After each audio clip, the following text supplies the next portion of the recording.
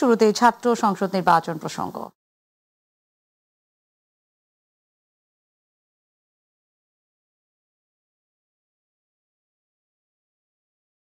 ঢাকা বিশ্ববিদ্যালয় কেন্দ্রীয় ছাত্র সংসদ নির্বাচনে ভোট গ্রহণ চলছে। সকাল ৮টা থেকে ভোট গ্রহণ শুরু হয়েছে, চলবে বিকেল ৪টা পর্যন্ত। সকাল থেকে ভোট কেন্দ্রে এসেছেন ভোটাররা। ভোট কেন্দ্রে তাদের লম্বা লাইন দেখা গেছে। বিশ্ববিদ্যালয় ক্যাম্পাসে বইছে উৎসবের আমেজ। সুষ্ঠু পরিবেশে ভোট দিয়ে যোগ্য প্রার্থীকে বেছে নিতে মরিয়া শিক্ষার্থীরা। ডাকসুর এবার মোট ভোটার ৩৯,৮৭৪ জন। সকালে ডাকসুর নির্বাচনে ভোট দিয়েছেন ঐক্যবদ্ধ শিক্ষার্থী জোটের বিপি প্রার্থী সাদিক কায়েম। জানান, জয়ের ব্যাপারে আশাবাদী তিনি। এছাড়া ছাত্রদলের বিরুদ্ধে আচরণবিধি ভঙ্গের অভিযোগও আনেন সাদিক কায়েম। অন্যদিকে ছাত্রদল সমর্থিত ভিপি প্রার্থী আবিদুল ইসলাম খান বলেন, ভোটের পরিবেশ সুষ্ঠু আছে। তবে ইসলামী ছাত্র আন্দোলন মনোনীত ভিপি পদপ্রার্থী ইয়াসিন আরাফাত তাদের এজেন্টদের একটি কেন্দ্র থেকে বের করে দেওয়ার অভিযোগ করেছেন। আর অন্যান্য প্রার্থীরাও জয়ের ব্যাপারে তাদের প্রত্যাশা ব্যক্ত করেন।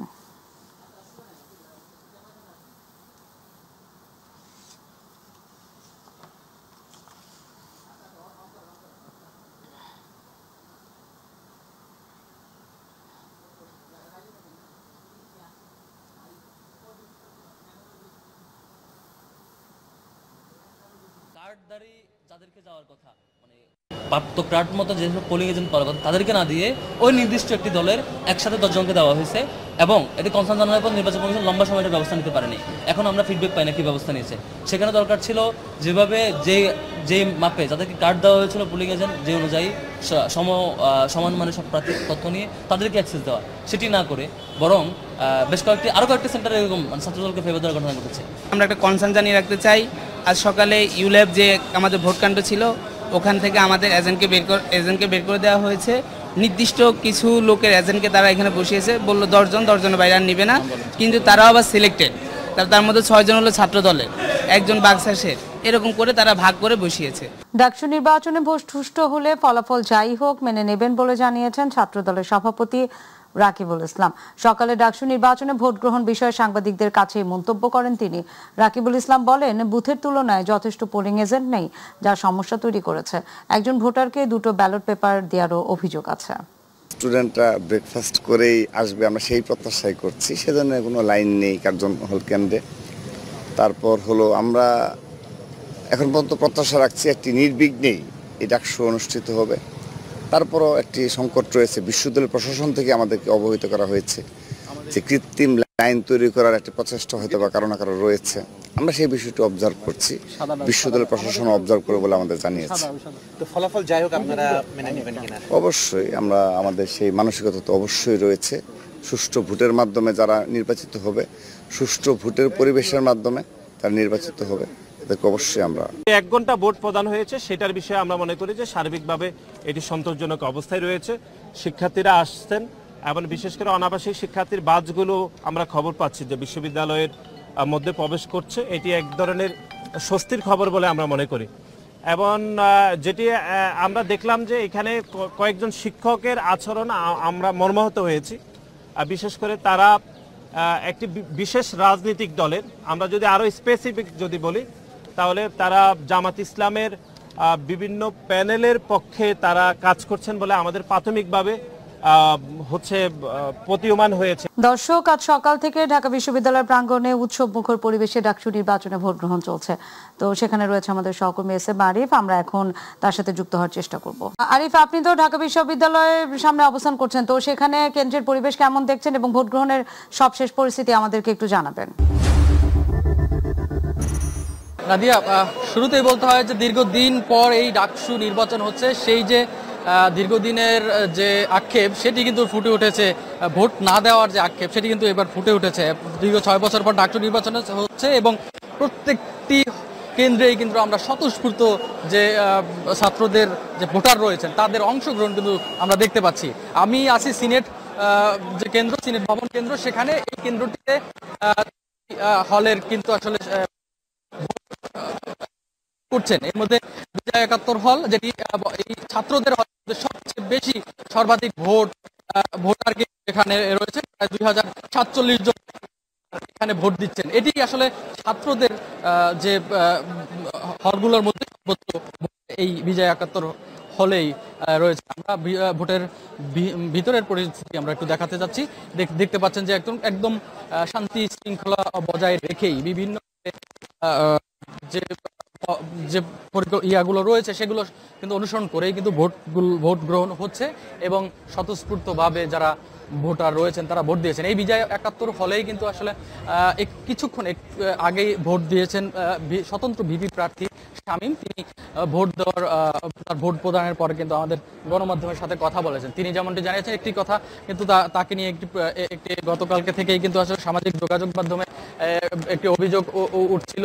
সেই অভিযোগের বিষয়েও তিনি কথা বলেছেন। তিনি বলেছেন যে তাকে ঘিরে কিন্তু আসলে প্রোপাগান্ডা ছড়ানো হয়েছে, যেটি আসলে যে অভিযোগটি বলা হয়েছে তিনি ছাত্রলীগের এই আগের যে কমিটি সেটিতে ছিলেন, সেই রকম একটি অভিযোগ তার উপর ছিল। সেটি কিন্তু তিনি ব্যাখ্যা করেছেন যে তার যে জনপ্রিয়তা, সেই কারণে তার জনপ্রিয়তাকে কমাতেই আসলে বিভিন্ন মহল এটি করছে। এটি আসলে যে ভিপি প্রার্থী স্বতন্ত্র ভিপি শামীম সেটি আমাদেরকে বলেছেন। এখানে এই কেন্দ্রেই ভোট দেওয়ার কথা রয়েছে। আরেকজন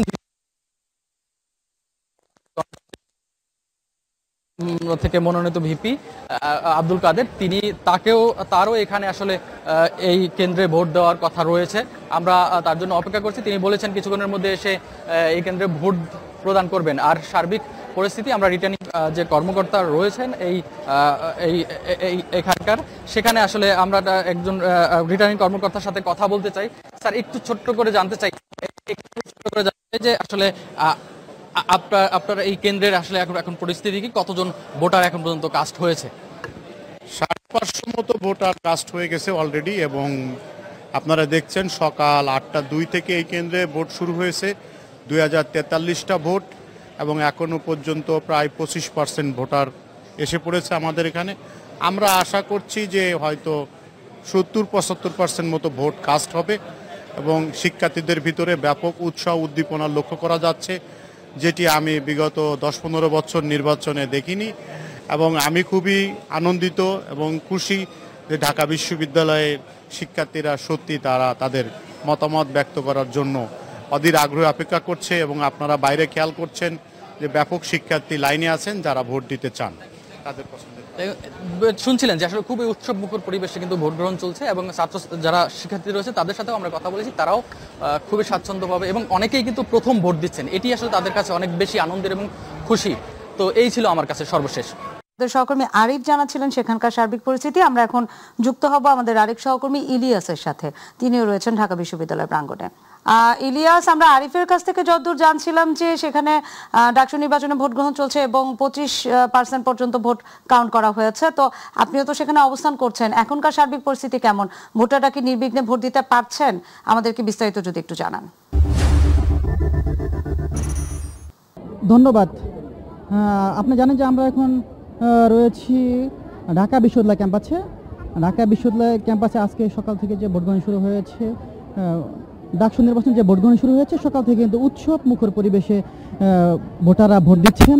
এদিকে প্রার্থীরাও আসছেন, ভোটারদের সাথে কুশল বিনিময় করছেন, তারা ভোট চাচ্ছেন। এদিকে ঢাকা বিশ্ববিদ্যালয় ক্যাম্পাসে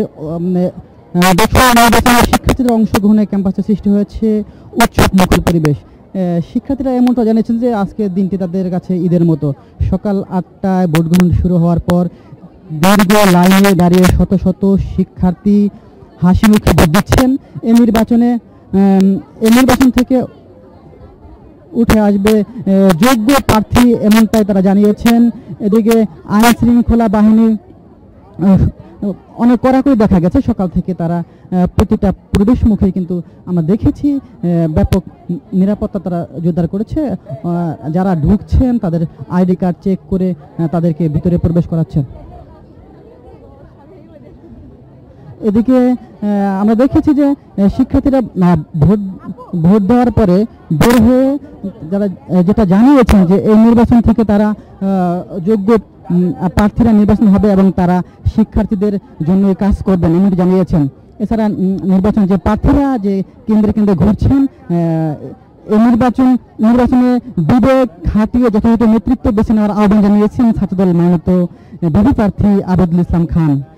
তিনি বলেন যে দীর্ঘ সময় পরে ডাকসু নির্বাচনের মাধ্যমে নতুন করে গণতন্ত্রের দ্বার উন্মোচন হতে যাচ্ছে। এই নির্বাচনের মাধ্যমে ভোটাধিকার প্রয়োগের সৃষ্টি হয়েছে এমনটি জানিয়েছেন। এছাড়া ডাকসু নির্বাচন খুবই গুরুত্বপূর্ণ। এই নির্বাচনের মাধ্যমে শহীদদের আকাঙ্ক্ষার আলোকে সুষ্ঠু নির্বাচন বিনির্মাণ করতে চায় বলে জানিয়েছেন ছাত্র শিবিরের মনোনীত। ইলিয়াস, আপনাকে ধন্যবাদ। দর্শক, এবার চলে যাব আমাদের আরেক সহকর্মী গালিবের কাছে। গালিব, আপনি তো ভোট কেন্দ্রের সামনে অবস্থান করছেন, তো সেখানকার পরিবেশ কেমন লক্ষ্য করছেন? নারী শিক্ষার্থীদের উপস্থিতি আপনি কেমন দেখছেন? আমাদেরকে বিস্তারিত জানাবেন।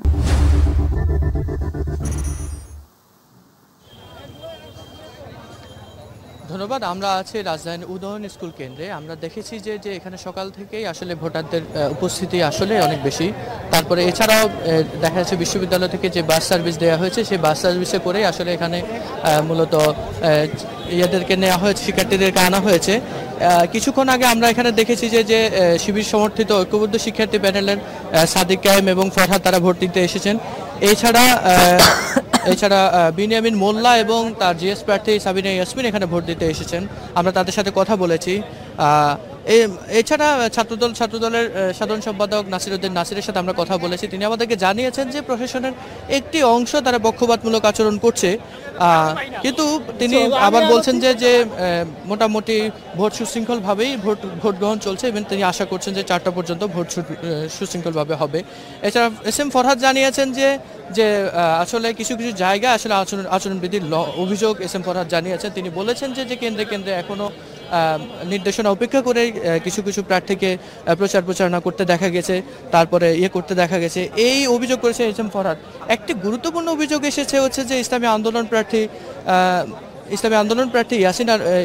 ভিপি প্রার্থী ইয়াসিন আরাফের তিনি অভিযোগ করেছেন যে উদয়ন স্কুলের পাশে একটি কেন্দ্রে ওনাদের কয়েকজন এজেন্টকে আসলে বের করে দেওয়ার অভিযোগ তিনি করেছেন।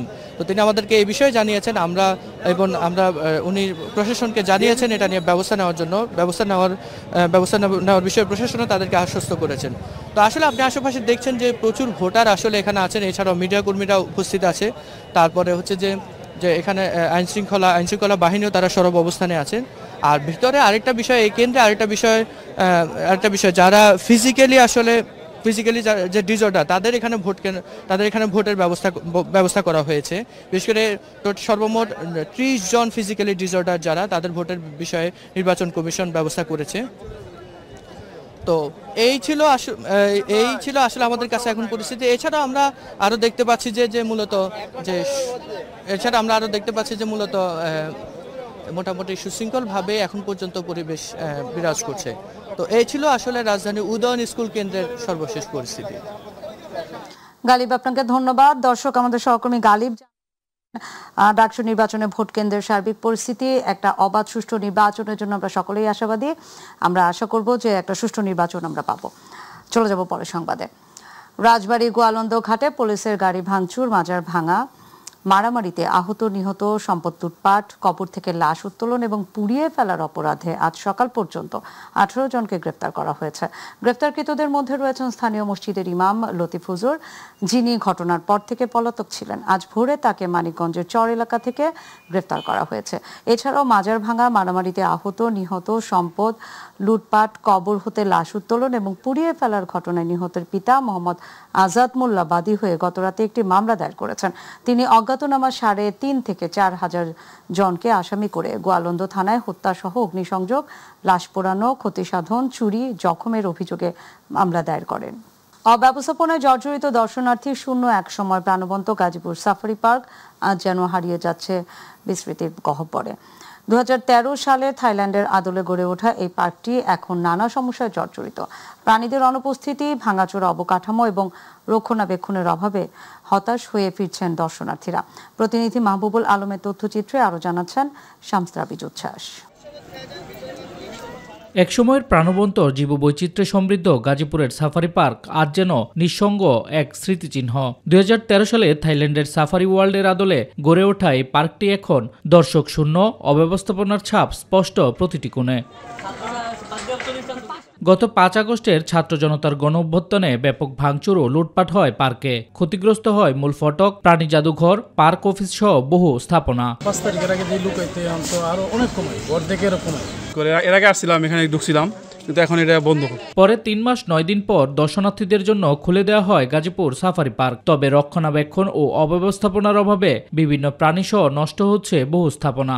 এতে দিন দিন কমছে দর্শনার্থী। বাইরে থেকে যদি এই সাফারি পার্কের উপরে এক্সপার্ট যারা আছে তাদেরকে নিয়ে এসে আমাদের এই যে পশু পাখির স্বাস্থ্য কিভাবে ভালো রাখা যায় বা আরও সুন্দরভাবে এগুলিকে বনায়ন তৈরি করা যায় তাদের জন্য, এটা যদি করা যেতে পারে আমার মনে হয় এটা আরও সুন্দর হবে। কুমিরের ওখানে দেখলাম নাই।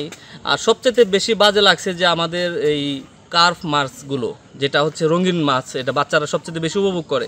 এই পানির মধ্যে একদম কচুরিপানা। জেব্রা, বাঘ, ভাল্লুক, সিংহ সহ শতাধিক প্রজাতির প্রাণীর কথা থাকলেও বাস্তবে অনেক খাঁচাই খালি। হরিণের বেষ্টনীতে নেই খাবার, শুকিয়ে গেছে ঘোড়া, অজগর যেন আছে অবহেলায়। শিশু পার্ক সহ বহু দর্শনীয় স্থান বন্ধ। সবকিছু শিশু পার্ক যেটা সবটাই অকেজু। ঘুরছি কিন্তু শিশু পার্কে এখনো যেতে পারছি না, তবে শুনছি শিশু পার্ক বদ্ধ। ছিলাম যেমন অনেক কিছু ছিল, কিন্তু এখন তো সবই অকেজো।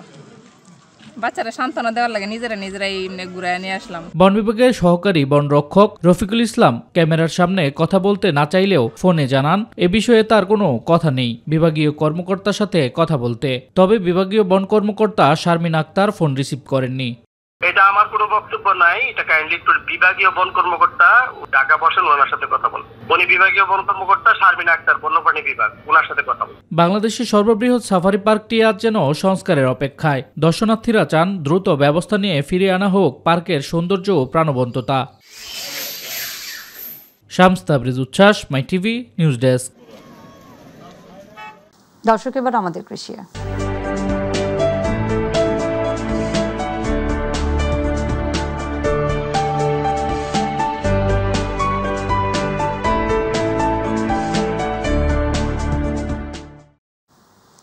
বরিশালের বাকেরগঞ্জে ধীরে ধীরে হারিয়ে যাচ্ছে কৃষিভিত্তিক গ্রামীণ জীবনধারা।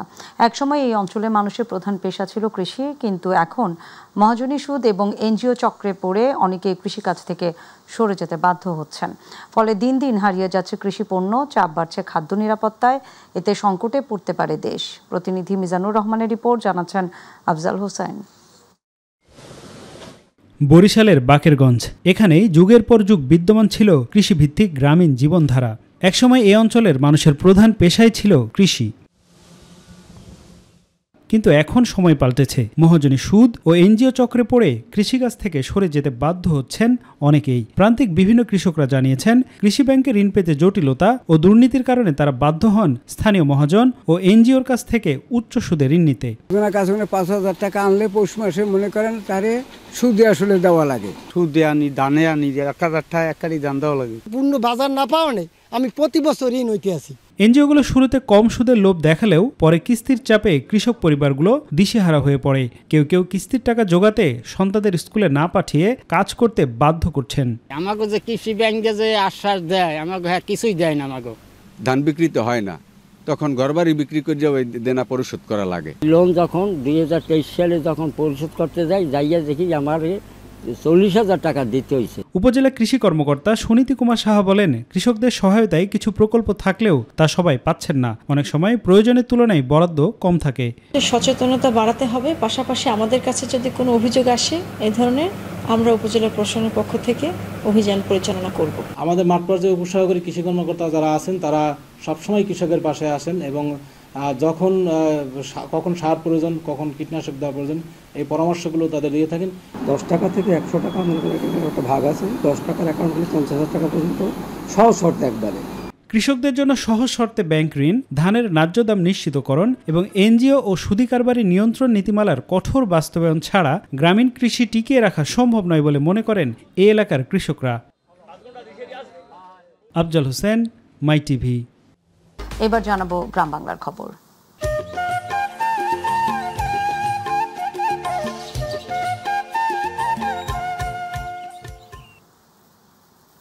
দিনাজপুরের পার্বতীপুরে মোহাম্মদপুর ইউনিয়নের গুরুডাঙ্গা আবাসন প্রকল্পের 10টি ঘরে অগ্নিকাণ্ডের ঘটনায় ক্ষতিগ্রস্তদের পাশে দাঁড়িয়েছে বাংলাদেশ জাতীয়তাবাদী দল বিএনপি। পার্বতীপুর উপজেলা বিএনপির সভাপতি এবং সাবেক সংসদ সদস্য AZM রিজওয়ানুল হকের নির্দেশে ঘটনাস্থল পরিদর্শনের পাশাপাশি ক্ষতিগ্রস্তদের সাথে মতবিনিময় শেষে নগদ অর্থ তুলে দেওয়া হয়। এ সময় উপজেলা বিএনপির সিনিয়র সহ সভাপতি AZM মেনহাজুল হক, যুগ্ম সাধারণ সম্পাদক আকরাম হোসেন মাস্টার, মনমথপুর ইউনিয়ন বিএনপির সভাপতি কাজী রবিউল ইসলাম নান্নু সহ সংশ্লিষ্টরা উপস্থিত ছিলেন। আমরা ব্যক্তিগতভাবে ওনাদের কিছু সহযোগিতা করে আমরা গেলাম এবং আমরা এইটা নিয়ে ওরা সন্তুষ্ট থাকবে। আগামী দিনে ওনাদের আরো সহযোগিতা করা হবে এই আশাবাদ ব্যক্ত করছি। নারায়ণগঞ্জের আড়াইহাজারে সড়কে অটো থামিয়ে ডাকাতি করার সময় আইনাল হক নামে এক ডাকাত গণপিটুনিতে নিহত হয়েছে। পুলিশ এবং স্থানীয় সূত্রে জানা গেছে, সোমবার রাতে প্রভাকরদি গোরস্থান সংলগ্ন সড়কে একদল ডাকাত সড়কে অটো সিএনজি থামিয়ে ডাকাতি করতে থাকে। ওই সময় এলাকাবাসী ডাকাতদের ধাওয়া দিয়ে এক ডাকাতকে ধরে গণপিটুনি দিলে ডাকাত জনতার হাত থেকে ছুটে সড়ক দিয়ে দৌড়ে পালিয়ে যাওয়ার সময় দ্রুত গতির ট্রাক ডাকাতকে চাপা দিয়ে চলে যায় বলে স্থানীয় লোকজন জানান। আড়াইহাজার থানার ওসি খন্দকার নাসির উদ্দিন জানান, নিহত ডাকাত আইনাল হক এর বিরুদ্ধে একাধিক মামলা রয়েছে। পাবনার ঈশ্বরদীর সলিমপুর ইউনিয়নের কৃষক দলের উদ্যোগে কৃষক সমাবেশ অনুষ্ঠিত হয়েছে। সোমবার ঈশ্বরদী উপজেলার সলিমপুর ইউনিয়ন শাখার ৭ নং ওয়ার্ডে এই কৃষক সমাবেশ অনুষ্ঠিত হয়।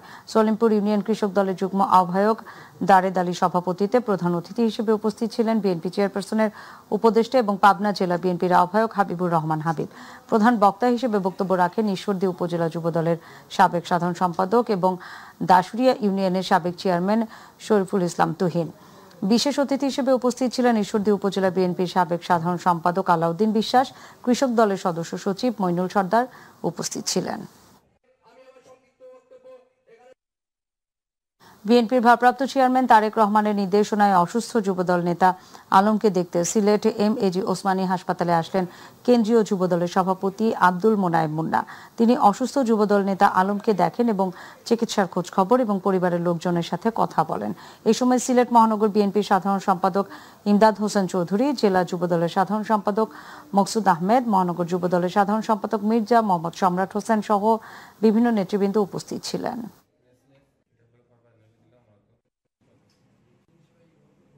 সম্মানিত ভারপ্রাপ্ত চেয়ারম্যান, উনি যখনই কোনো নেতা কর্মীদের সমস্যা দেখেন সেখানে নিজেই সরাসরি খোঁজ খবর রাখেন।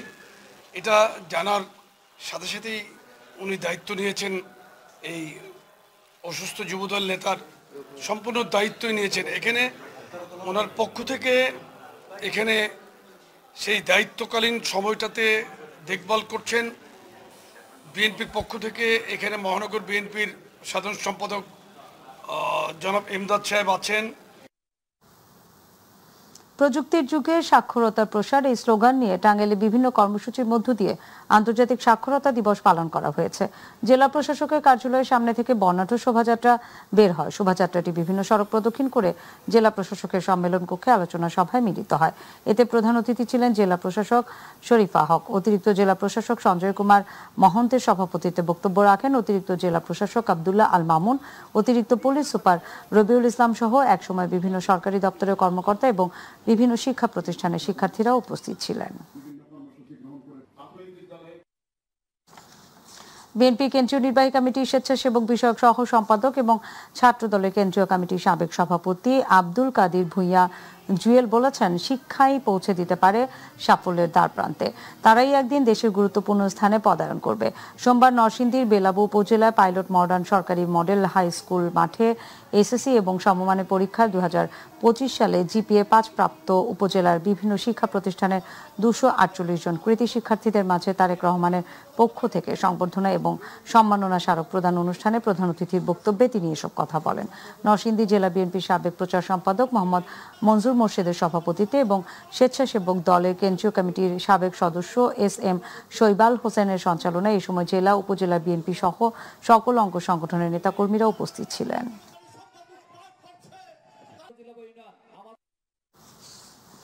বাংলাদেশ সুপ্রিম কোর্টের আইনজীবী অ্যাডভোকেট মোহাম্মদ সিদ্দিক উল্লাহ মিয়া বলেছেন, দেরি করে হলেও অন্তর্বর্তীকালীন সরকারের সুবুদ্ধির উদয় হয়েছে। ইতিমধ্যেই আগামী ফেব্রুয়ারিতে ত্রয়োদশ জাতীয় সংসদ নির্বাচনের রোডম্যাপ ঘোষণা করেছে। বিএনপির 47তম প্রতিষ্ঠা বার্ষিকী উপলক্ষে মাসব্যাপী কর্মসূচির অংশ হিসেবে সোমবার আবু বক্করপুর ইউনিয়নে তারেক রহমানের 31 দফা রিপ্লেট বিতরণকালে সাংবাদিকদের প্রশ্নের জবাবে তিনি এসব কথা বলেন।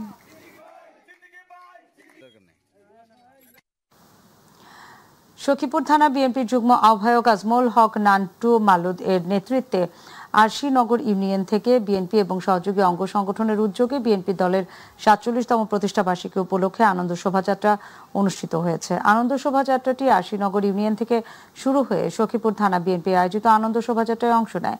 এ সময় আরশিনগর ইউনিয়ন বিএনপির বিভিন্ন নেতাকর্মীকে অভিনন্দন জানান। আনন্দ শোভাযাত্রা অনুষ্ঠানে প্রধান অতিথি জেলা বিএনপি সভাপতি আলহাজ শফিকুর রহমান কিরণ।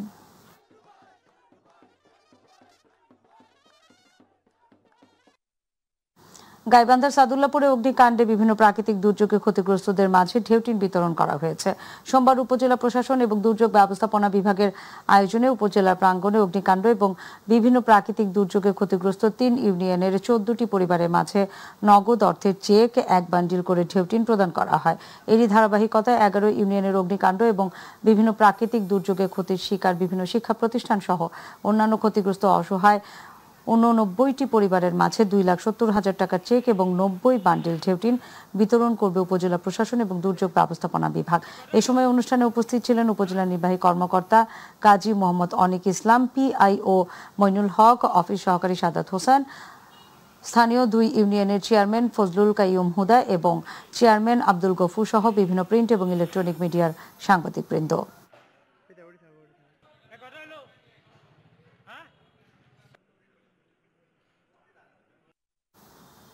দেশের দুর্যোগ মোকাবেলায় জাতীয় পরিকল্পনা পর্যালোচনা প্রাকৃতিক দুর্যোগে বরিশাল বিভাগের প্রতিরোধে বাড়ছে সক্ষমতা। দুর্যোগ ব্যবস্থাপনা পরিকল্পনা কমিটির সভায় এসব কথা বলেন আয়োজকরা। তারা আরও বলেন, প্রাকৃতিক দুর্যোগের এলাকা দক্ষিণাঞ্চল, তাই সকল দুর্যোগেই বিগত দিনের মতো প্রস্তুতি রেখে মোকাবেলায় সচেতন হতে হবে। নগরীর সার্কিট হাউস সভাকক্ষে অনুষ্ঠিত সভায় জেলা প্রশাসক মোহাম্মদ দেলোয়ার হোসেনের সভাপতিত্বে বিশেষ অতিথি ছিলেন অতিরিক্ত জেলা প্রশাসক সার্বিক লুসি কান্ত হাজং, ডেপুটি সেক্রেটারি মডরম অফিস চন্দ্র বণিক, রণজিৎ কুমার ত্রাণ এবং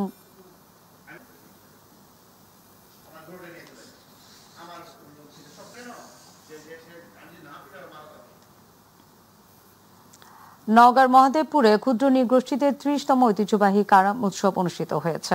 সোমবার উপজেলার নাটশাল মাঠে জাতীয় আদিবাসী পরিষদ জেলা কমিটির আয়োজন করে।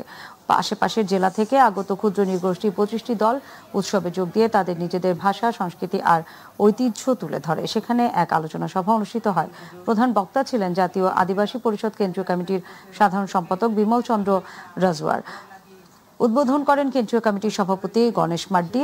অনুষ্ঠানে সভাপতিত্ব করেন জাতীয় আদিবাসী পরিষদ জেলা কমিটির সভাপতি আমিন কুজুর। এর সভাপতিত্বে প্রধান অতিথি ছিলেন মহাদেবপুর উপজেলা নির্বাহী অফিসার আরিফুজ্জামান। এ সময় জাতীয় আদিবাসী পরিষদের উপদেষ্টা এবং সাংস্কৃতিক ব্যক্তিত্ব আজাদুল ইসলাম, আইএসসি নির্বাহী পরিচালক আবুল হাসনাত সহ অন্যান্যরা বক্তব্য রাখেন। বিএনপির ভারপ্রাপ্ত চেয়ারম্যান তারেক রহমানের ঘোষিত রাষ্ট্র কাঠামো মেরামতের ৩১ দফা বাস্তবায়নে কাঁচপুর ইউনিয়ন বিএনপি এবং অঙ্গ সংগঠনের উদ্যোগে প্রচারণা এবং লিফলেট বিতরণ করা হয়েছে। কাঁচপুরে বিভিন্ন এলাকায়, পাড়া মহল্লায় এই কর্মসূচি পালিত হয়। অনুষ্ঠানে প্রধান অতিথি হিসেবে উপস্থিত ছিলেন সোনারগাঁও উপজেলা বিএনপির ১ নং সহ সভাপতি আল মুজাহিদ মল্লিক। এ সময় কাঁচপুর ইউনিয়ন বিএনপি এবং অঙ্গ সংগঠনের নেতাকর্মীরা উপস্থিত ছিলেন।